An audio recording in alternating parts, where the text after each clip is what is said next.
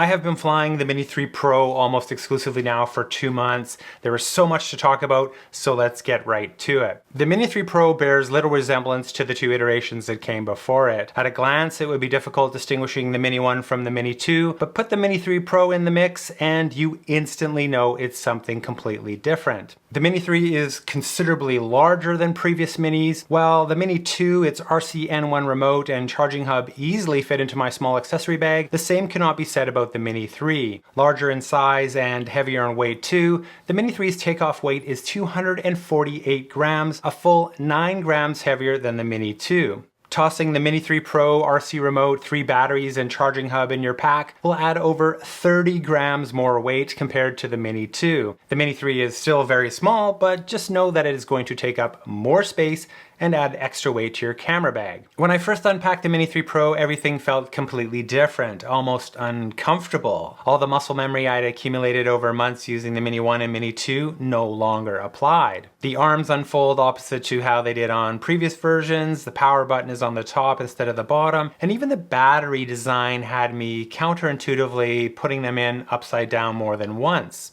The Mini 3 and its longer arms accommodate larger propellers, which increase its overall speed, efficiency, wind resistance, and stability. The propellers also make for a drone that is much quieter than the Mini 2, and that will likely be the first thing you notice and appreciate.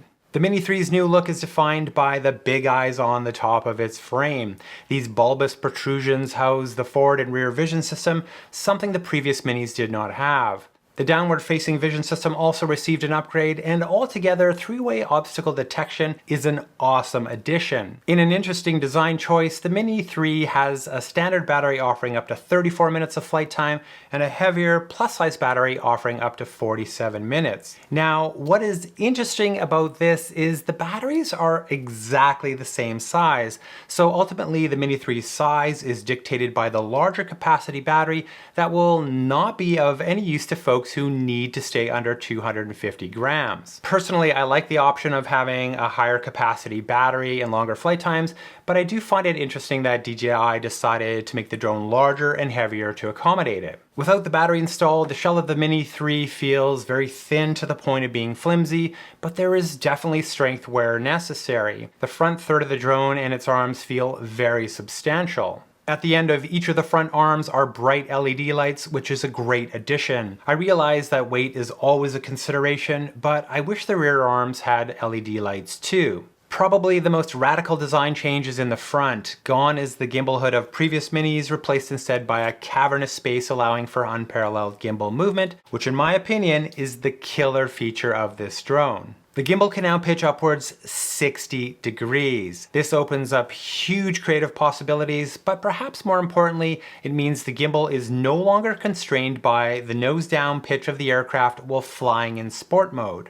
The camera also turns from landscape to portrait orientation with the touch of a button. Huge for TikTok and Instagram, and it would not surprise me one bit to see this design on other DJI drones in the future. It's just that good. The Mini 3 sits on the ground with the nose slightly tilted upwards, which means no longer worrying about the camera hitting the ground during power up, and that is a definite improvement over previous Minis.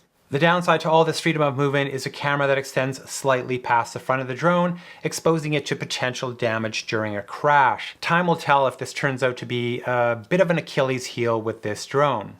So after a very quick battery swap, this drone has been hovering in the air now for over 34 minutes in 34 degrees Celsius weather, virtually no wind at all, and no temperature warnings. Directly behind the camera, you will notice massive air intakes. The Mini 3's fanless design means that the props need to be spinning in order to keep it cool. If I left the Mini 3 powered up in standby mode, a heat warning showed up in 20 minutes or less. In flight though, even in hot summer temperatures, I never had a single warning. The extra heat is likely the reason the Mini 3 Pro can operate safely in temperatures down to minus 10 degrees Celsius, which is 10 degrees better than the Mini 2. And finally, if you're someone who uses filters with your drone, you will definitely appreciate the new camera design.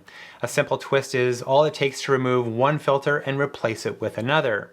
Now on this topic, I did notice a bit more lens flare than the Mini 2, and it is likely due to this new design. I don't think it's a big issue, just something to be aware of. Along with my Mini 3 Pro, I chose to go with the all-new RC remote, which I will be reviewing separately, but I do want to share a few quick thoughts. Overall, I like it. On the plus side, the design is good, it feels good in the hands, the controls are precise, battery life is great, and the screen looks good too. The screen has 700 nits of brightness, which is a bit less than my iPhone, but the RC remote screen doesn't dim as it heats up, which is something my iPhone would do on occasion. Now, I did have some range issues right out of the gate, but I wasn't alone in that, as other folks had similar problems. After a series of software updates, however, those issues are fixed for me, and my range and signal strength are both good now. One thing to keep in mind if you're considering the RC remote though is that you will still have a dependency on your phone for things like map data and authorizations. Map data can be downloaded in advance while on Wi-Fi, so that's not a big deal, but authorizations will require you to create a Wi-Fi hotspot with your phone on the fly. So just know that you may still need to tether your phone on occasion unless DJI releases a cellular network dongle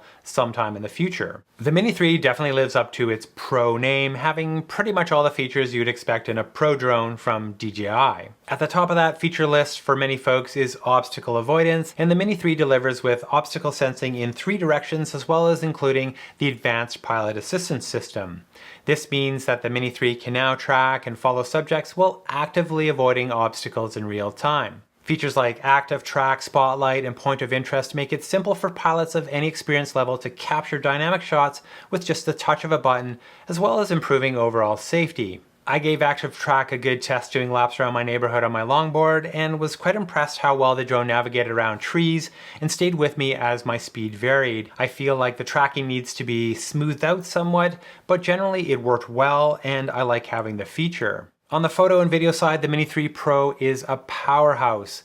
It can shoot 4K resolution video up to 60 frames per second and full HD up to 120 frames per second. HDR video is natively supported at any resolution as long as the frame rate is 30 frames per second or lower. Video is captured at a maximum bitrate of 150 megabits per second, up from the Mini 2's 100 megabits per second, which is a nice boost. Other video options include MP4 or MOV format, as well as H.264 and 265 encoding, but best of all in my opinion, the Mini 3 Pro supports the D-Cinelike color profile. On the photo side, the Mini 3 Pro can shoot raw images at 12 or 48 megapixels. It can shoot 3 or 5 auto exposure bracketed frames, where the Mini 2 could only shoot 3 bracketed frames. Auto exposure bracketing is great for creating HDR images in post or just using it to help with tricky exposures. And of course you have all the photo modes you would expect on a pro drone: hyperlapse, quick shots, timed shots, and panorama. Rounding out the Mini 3's Pro features is OcuSync 3, which brings full HD 30 frames per second live video transmission up to 12 kilometers away in optimal conditions. Now, I for one rarely fly in optimal conditions, but I do appreciate how a high quality, low latency video feed enhances the overall flying experience. Previous to the Mini 3 Pro, I have owned and flown 3 drones: the Spark, the original Mini, and the Mini 2. Without question, the Mini 3 is the smoothest, quietest, and most capable drone I have ever flown. On paper, the Mini 2 and Mini 3 share almost identical performance specs. Same top speed, same ascent speed, but the Mini 3 edges out the Mini 2 in descent speed, and it is something you definitely do notice. Same goes for wind resistance. The Mini 3 shows only slightly improved wind resistance compared to the Mini 2, but to me it looked and felt much more stable in flight in windy conditions. I didn't get a single wind warning while testing the Mini 3, which is something I got quite frequently on the Mini 1 and less often on the Mini 2. As for flight time, I didn't do any specific battery testing because it varies so much depending on how you fly, where you fly, weather conditions, and so on. I've flown enough drones to instinctively know if the battery is meeting expectations, and the standard size battery felt just about right to me. The plus size battery, however, you really notice the extra flight time. The first time I used it, I ran out of stuff to shoot long before running out of battery. If staying under 250 grams is not that important to you, I do recommend having at least one of the plus size batteries in your kit.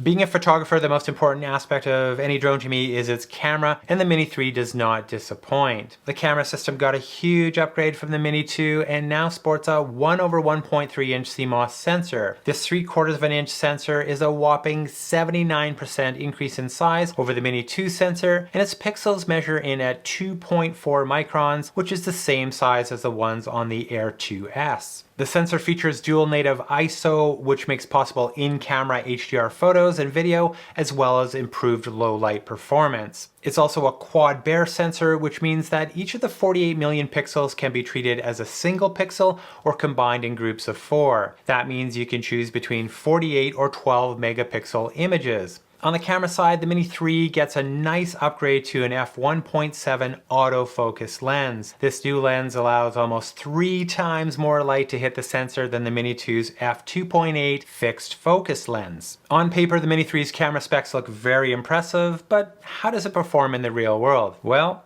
pretty good actually. One of the first things I did with my Mini 3 was to take it out for a night flight to test its low light performance, and the Mini 3 really impressed. Compared with video from the Mini 2, you can really see the improvement. The Mini 3 produces a more vibrant, less noisy, and more detailed image. Zooming in, you can really see the noise and detail difference between the two drones. No question, the Mini 3 does a very good job in low light.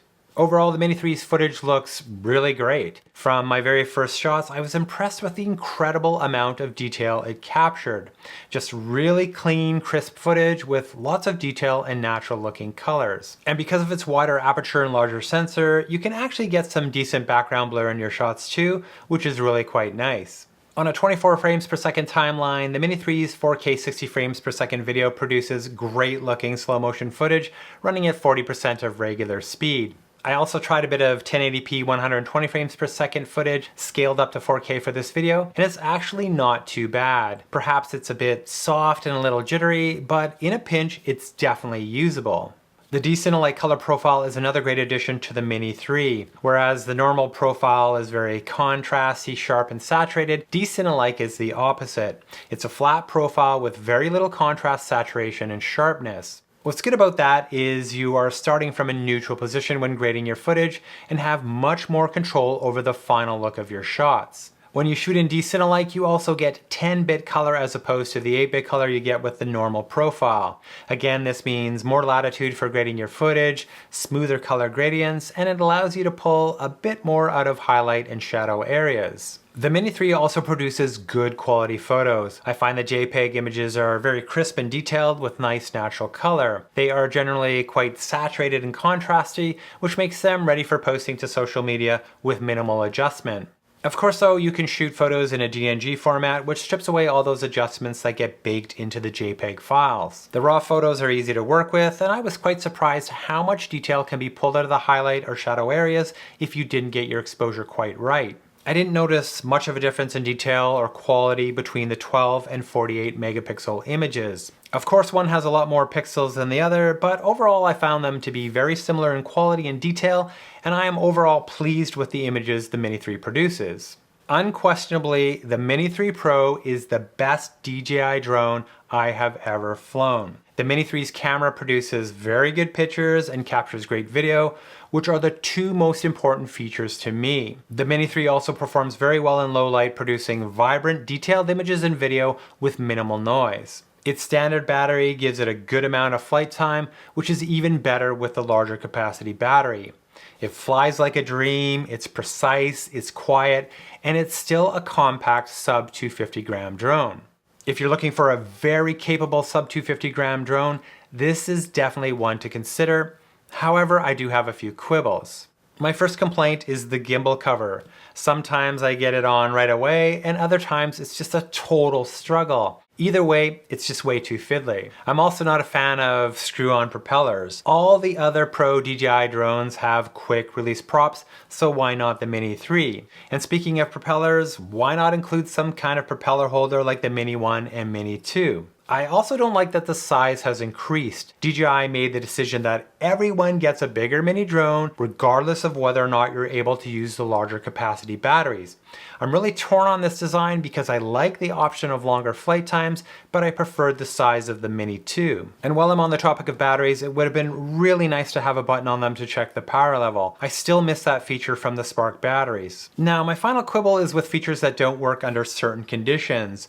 HDR photos is one example. It basically only works in single shot mode in full auto. You can't use exposure compensation, manual white balance, or any manual adjustments. Same goes for HDR video. It is limited to 30 frames per second and below, and it is enabled automatically with no option to disable. Other features like the advanced pilot assistance system and focus track only work at certain video resolutions and frame rates too. One has to wonder if all these restrictions are because of limited processing power, which could be due in part to its fanless design. Really though, there is not much to complain about with this first Pro Mini drone. The features I want and use the most are all there, and I couldn't be happier.